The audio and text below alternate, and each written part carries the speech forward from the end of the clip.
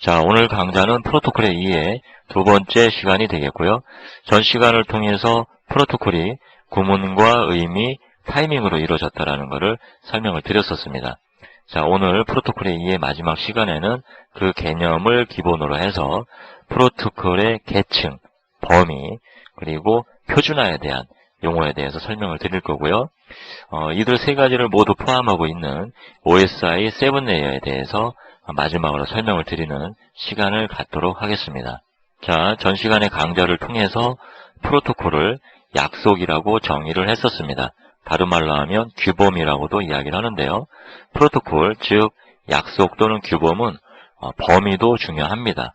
프로토콜의 범위를 다른 말로 하면 프로토콜의 표준화라고도 이야기를 할 수가 있는데요. 자, 이 개념에 대해서 먼저 알고 넘어가 보도록 하죠. 예를 통해서 설명을 드리도록 하겠습니다. 제가 네트워크 강의를 할 때 자주 쓰는 예인데요. 자, 한번 들어보시죠. 자, 우리는 핸드폰을 이제 거의 일상생활에서 없으면 안 될 정도로 사용을 하고 있고요. 짧으면 1년, 보통 2년, 3년마다 핸드폰 기기를 변경을 하고 있습니다. 업그레이드를 하는 거죠. 자, 근데 그때 그 핸드폰의 충전기 부분을 좀 가만히 생각해 보도록 하죠. 과거에는 이 충전기가 우리한테 아주 많은 부담을 줬는데요. 핸드폰을 새로 샀다. 그러면 이전에 내가 가지고 있던 충전기를 다시 사용을 할 수가 없었습니다. 충전기까지 또 새로 구매를 하는 거죠. 어느 정도였냐면 같은 회사의 제품을 다시 구매를 했는데도 불구하고 충전기는 또 바뀌어져야 했었습니다. 그래서 집집마다 핸드폰을 가지고 있는 사람이 4명이다, 5명이다 이러면 발에 채이는 게 충전기였죠.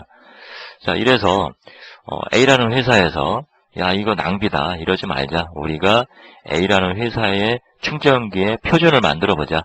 약속을 만들어보자 라고 생각을 했고 표준 문서를 만들어서 앞으로 우리가 만들어내는 핸드폰들은 향후에 기기가 변경이 되고 업그레이드가 되더라도 충전기만큼은 이 표준 약속을 가지고 지켜서 만들겠다라고 공표를 하고 그대로 행동을 했다라고 하죠. 자, 이렇게 된다면 우리가 A라는 회사의 핸드폰을 구매를 하게 되면 이제 앞으로는 그 처음 구매할 때 구입을 한 충전기 그거를 미래에도 계속 쓸 수가 있다는 거죠. 핸드폰 기기가 다만 그 A라는 회사 거를 사야 되겠지만 충전기를 또다시 구매를 할 필요는 없다라는 겁니다. 기능적으로는 그렇다는 거죠. 어떤 그 퀄리티를 위해서 또 다른 모양을 이렇게 충전기로 구매할 수도 있겠지만 어쨌든 기능상으로는 인터페이스에 큰 문제가 없다라는 거죠. 자, 그렇지만 이 핸드폰 충전기 인터페이스의 범위, 약속의 범위, 이 부분은 A라는 회사의 테두리를 벗어날 수가 없는 거죠. 만약에 내가 B라는 회사에서 만든 충전기를, B라는 회사에서 만든 핸드폰을 샀다면, 기존에 A라는 회사의 핸드폰을 쓰고 있었고, A라는 회사에서 준 충전기를 가지고 있었는데, 핸드폰을 업그레이드를 하려고 기기를 변경을 B 회사 거를 구매를 했다고 해보죠. 자, 그러면 B 회사와 A 회사는 충전기에 대해서 동일한 약속을 가지고 있지 않은 거죠. 자, 그렇기 때문에 충전기, 이전에 A 회사의 핸드폰을 사면서 가지고 있었던 충전기는 사실은 필요가 없게 된다는 겁니다. 다시 B 회사의 충전기를 통해서 핸드폰을 충전할 수밖에 없다는 거죠. 자, 그래서 다시 이제 약속의 범위를 더 늘려보도록 하겠습니다. 국가에서 야, 너무 낭비다. 니네 핸드폰을 만드는 업체 그 사장들 다 모여봐라. 국가에서 핸드폰 충전기에 대한 모델을 하나를 만들었는데 너희들은 모두 이 표준을, 이 약속을 따르도록 해라 라고 강제적으로 명령을 내렸고 그 이후부터는 모든 그 핸드폰 충전기의 인터페이스를 나라에서 지정해준 약속을 따랐다라고 해보죠. 자, 이렇게 되면 그 이후부터는 우리는 A 회사의 핸드폰을 쓰다가 B 회사의 핸드폰을 새로 구매를 했다 하더라도 기존에 있던 핸드폰 충전기를 그대로 쓸 수가 있게 됩니다. 왜 그러냐면 약속의 범위가 우리나라로 더 확장이 됐기 때문인 거죠. 자, 그렇지만 아직 이 범위가 전 세계라고 볼 수는 없죠. 내가 만약에 핸드폰을 모토로라 거를 샀다. 자, 이렇게 되면 국내 제품끼리의 충전기는 모두 통일이 됐다고 볼 수가 있지만 우리나라에서 만든 핸드폰 충전기 이 인터페이스, 이 약속, 즉 이것이 전 세계적인 약속은 아니기 때문에 내가 모토로라 제품을 구매를 했다면 역시 충전기는 다시 모토로라에서 만든 제품을 구매할 수밖에 없다는 거죠. 자, 여러분들 제가 어떤 설명을 드리려고 했는지 이제 좀 이해가 되실 텐데요. 약속을 만들었다면 그 약속은 범위도 중요하다는 거죠. 그래서 어디까지의 범위냐? 자, 이렇게 그 범위를 따지기 시작하는 것. 이것이 약속의 표준화라고 볼 수가 있습니다. 자, 프로토콜은 약속이라고 했고요. 약속은 구문과 의미와 타이밍으로 이루어졌다라고 설명을 했었는데요. 자, 이 하나의 네트워크 프로토콜, 이 네트워크와 관련된 약속을 기반으로 해서 단일화를 한다면 어떠한 장점이 생기는 거냐, 이 부분에 대한 설명을 또 추가로 드려보도록 하겠습니다. 자, 다시 얘기를 하면 동일한 프로토콜, 즉 동일한 약속이죠. 동일한 약속으로 단일화된 네트워크 환경을 가지고 있다면 어떠한 장점을 우리는 가질 수가 있는 거냐. 자, 그 부분은 보통 이렇게 두 가지의 장점으로 나열을 해볼 수가 있습니다. 분산, 이기종의 문제점을 해결을 할 수가 있다라고 이야기를 하는데요. 자, 이 용어들에 대해서 한번 이야기를 해보도록 하죠. 자, 분산이라는 것은 자, 우리가 신용정보 검색 시스템을 한번 생각을 해보도록 하죠. 여기에 신용정보 시스템 서버가 있고요. 이쪽에 클라이언트가 있다고 하죠. 많은 클라이언트들이 있을 수가 있겠죠. 신용정보 서버는 신용DB를 가지고 있습니다.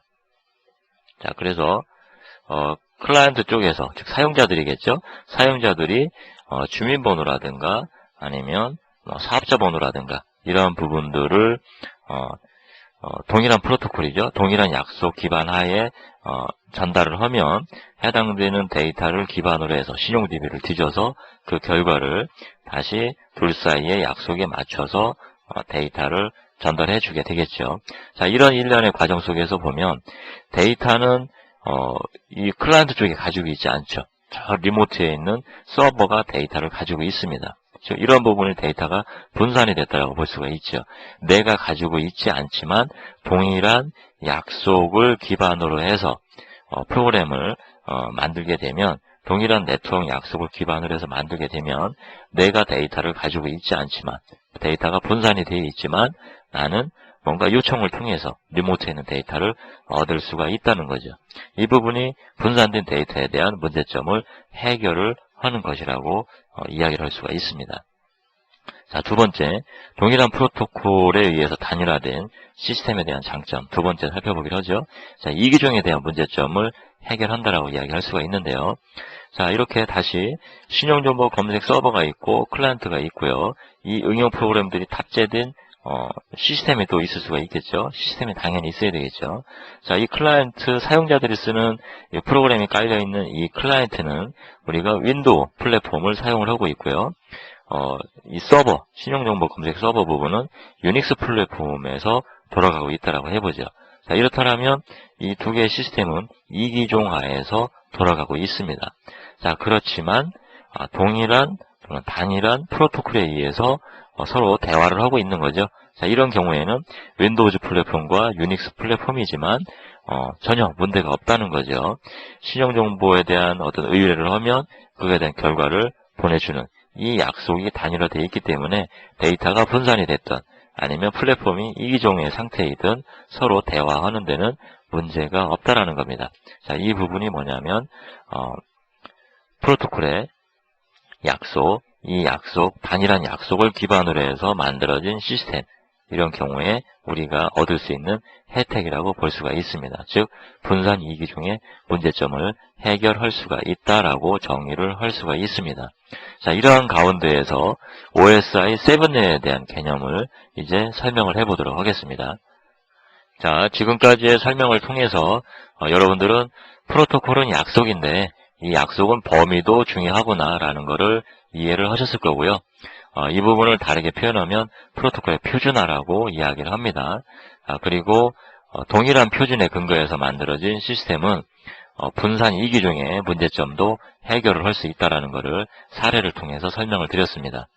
자, 이렇게 부분적으로 설명한 것들을 이제 전체적으로 엮어서 포커스를 좀 맞춰보도록 하죠. 이렇게 부분적으로 설명을 드린 이유들은 사실은 OSI 7레이어를 설명을 드리려고 한 건데요. OSI 7레이어와 기능에 대해서 이제 알아보도록 하겠습니다. 1970년대에는 많은 프로토콜들이 존재했었습니다. 프로토콜은 약속이고요. 이 약속을 만드는 것이 그렇게 어려운 것이 아니기 때문에 다양한 약속들이 벤더별로 존재했었는데요. 자, 이것이 사용자들한테 편리성을 줬느냐? 그러한 측면보다는 혼란을 주게 된 측면이 더 많다고 볼 수가 있습니다. 자, 예를 들면 A라는 회사에서 만든 시스템이 있고요. B라는 회사에서 만든 시스템이 있습니다. 자, 같은 벤더에서 만든 시스템끼리의 데이터를 주고받아야 될 필요성이 있다면 해당되는 시스템에 동일한 약속에 의해서 만들어진 프로토콜들이 내장이 되어 있기 때문에 서로 데이터를 주고받는데 문제가 없는 거죠. 마찬가지로 B라는 회사에서 만든 시스템끼리 데이터를 주고받는데 문제가 없죠. 해당되는 벤더에서 동일한 약속에 근거해서 프로토콜을 내장을 해놨기 때문이죠. 자, 이렇게 많은 다양한 프로토콜들이 존재했는데 문제는 호모지니어스가 아니라 헤트로지니어스, 다른 이기종의 시스템끼리의 데이터를 주고받아야 될 필요성이 있다. 자, 이런 경우에는 서로 간에 동일한 구문과 의미에서 만든 프로토콜들이 존재하지 않았기 때문에 각자 이기종이나 어떤 타 벤더 간에 자체만의 데이터를 주고받기 위한 프로토콜은 존재했지만 이기종 간에 또는 타 벤더 간에 데이터를 주고받기 위한 표준화된 약속이 존재하지를 않았다는 거죠. 자, 이러한 것 때문에 사용자들 측면에서는 예를 들면 전산실에 하나의 벤더에서 만든 제품만이 쭉 구매가 되었다면 큰 문제가 없겠지만 그렇게 존재하기는 힘든 거죠. 서로 다른 벤더에서 만들어진 제품들이 여러 개가 혼합이 돼서 사용이 되고 있기 때문에 데이터를 주고받아야 된다. 서로 다른 약속을 가지고 각자 준비된 프로토콜이 있기 때문에 어려움을 줬다는 거죠. 자, 이래서 ISO라는 국제표준화 기구에서 데이터를 만들어서 전압을 통해서 리모트에 있는 시스템으로 전달하는 데 필요한 일련의 모든 것들을 나열을 해서 이러한 것들을 정리를 한 거죠. 자, 그래서 인풋에 의해서 사용자의 입력에 의해서 데이터가 만들어지고요. 이 만들어진 데이터는 일련의 과정을 통해서 전압에 의해서 이제 밖으로 나가게 될 텐데 이런 과정에 필요한 모든 내용을 끌어모은 다음에 이거를 통으로 하나로 만든 것이 아니라 서로 기능적으로 유사한 부분들을 소그룹으로 만든 거죠. 자, 그래서 그런 부분을 이제 계층이라고 표현을 하는데요. 이게 각각의 계층별로 서로 연관성이 있는 것들을 이렇게 나눴습니다. 나눠서 이 계층을 표현하기를 여기에 영문으로 보이죠. 프리젠테이션 레이어, 데이터 링크 레이어, 네트워크 레이어 해서 어플리케이션 레이어 이렇게 다른 측면을 보면 1계층, 2계층, 3계층 이렇게 얘기할 수 있지만 이왕이면 영문으로 표현하는 것이 좋을 것 같고요. 어쨌든 7개의 소그룹으로 나눠볼 수가 있었다는 거죠. 기능별로 약간의 차이가 있는, 논리적으로 차이가 있는 부분을 나눴는데 7개의 계층으로 됐다는 겁니다. 자, 이래서 데이터가 만들어져서 그것이 전압을 통해서 나갈 때까지의 일련의 과정에 필요한 내용들 정리를 했고요. 그 부분을 통으로 만든 것이 아니라 이렇게 그룹핑을 했다. 자, 그래서 계층 간의 유기적인 어떤 도움을 통해서 데이터가 만들어져서 전압을 통해서 나가는 것. 이 부분을 OSI 7레이어라고 명명을 했고요. 왜 만들었느냐? 자, 이렇게 다양한 약속에 의해서 사용자들에게 혼란을 주는 것을 막아보려고 자, 이렇게 OSI 7레이어라는 거를 만들었으니까 너희 여러 벤더들은 앞으로 이 OSI 7레이어를 참조 모델로 삼아라.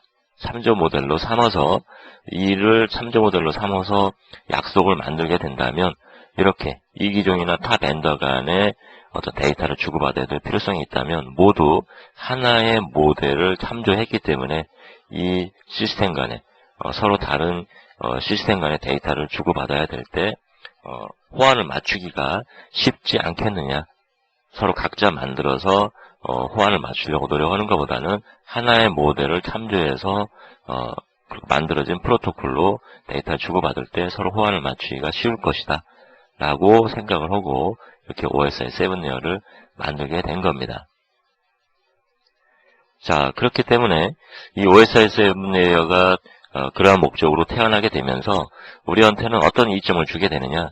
앞으로 여러분들이 네트워크와 관련된 특정한 장비라든가 또는 다양한 네트워크 프로토콜들을 이제 공부를 하실 텐데 그때마다 이 OSI 7레이어의 각 계층들이 하고 있는 이 일을 일단 기본적으로 여러분들이 알아야 되고요. 그러한 준비가 되어 있다면 요 OSI 7레이어의 각 계층에 해당되는 이 부분을 하나의 기준으로 놓고 우측에다가 내가 배우고자 하는 네트워크 장비라든가 내가 배우고자 하는 특정한 프로토콜을 옆에 그림을 그려서 계층을 서로 이렇게 맞춰보는 작업을 하면 좀 더 쉽게 여러분들이 내가 배우고자 하는 부분에 대해서 이해를 하고 들어갈 수가 있게 됩니다. 자, 이 사례는 뒤에서 다시 한번 말씀을 드리기로 하고요. 자, 어쨌든 그래서 이 OSI 7레이어가 각 계층별로 어떤 일을 하는 애들로 서로 소그룹으로 이렇게 나뉘어지게 됐는지 그 부분을 이제 하나씩 설명을 해보도록 하겠습니다. 자, 여러분들한테 그 많은 것을 공부하도록 요구할 건 아니고요. 각 계층별로 지금 우측에 보이는 것처럼 하나나 한 2가지 정도의 기능에 대해서 설명을 드릴 거고요. 그 기능만을 여러분들이 알고 있음으로써 앞으로 네트워크와 관련된 공부를 할 때 많은 도움을 주게 됨을 알 수 있을 겁니다. 자, 이제 하나씩 살펴보도록 하죠. 이 OSI 7레이어는 여러분들이 지능이라고 생각하면 좀 더 이해하는 데 편하게 될 겁니다. 자, 그리고 밑에서부터 이렇게 위로 올라간다고 생각을 하시고요. 지능이 점점 쌓여가는 거죠. 쌓여갈수록 똑똑해지겠죠. 자, 지금 여기에 있는 피지컬 레이어 가장 기초가 되는 계층이죠. 이 계층보다는 이 제일 위에 있는 어플리케이션 계층 훨씬 더 똑똑하다고 볼 수가 있습니다. 그래서 우리 본문에도 제가 표현을 했지만 물리 계층과 같은 경우에는 저는 아메바라고 표현을 한다고 그랬고요. 이 어플리케이션 계층은 거의 우리 사람과 같은 측면이라고 볼 수가 있습니다. 그래서 계층이 올라갈수록 더 교육을 많이 받은 똑똑한 사람이라고 생각하시면 될 것 같고요. 그럼으로써 더 많은 것들을 할 수가 있다고 생각하시면 될 것 같습니다. 자, 이런 측면으로 이제 계층에 대한 설명을 하나 또는 2줄씩 설명을 해보도록 하죠. 자, 그러면 어플리케이션 레이어에서부터 볼까요? 자, 어플리케이션 레이어는 말 그대로 여러분들이 사용해야 되는 응용 프로그램이라고 생각을 하시면 되는데요. 이 어플리케이션 계층은 일반적으로 2종류의 프로그램이 있겠죠. 사용자들이 이용하는 프로그램인데 이 응용 프로그램은 크게 2가지 스타일로 존재하게 됩니다. 클라이언트와 서버로 나뉘어지게 되는데요. 자, 이 부분에 대해서 잠깐 설명을 드려보죠. 우리는 신용정보 검색 시스템을 통해서 이 클라이언트와 서버에 대한 구조를 일부 이해를 하게 됐었는데요.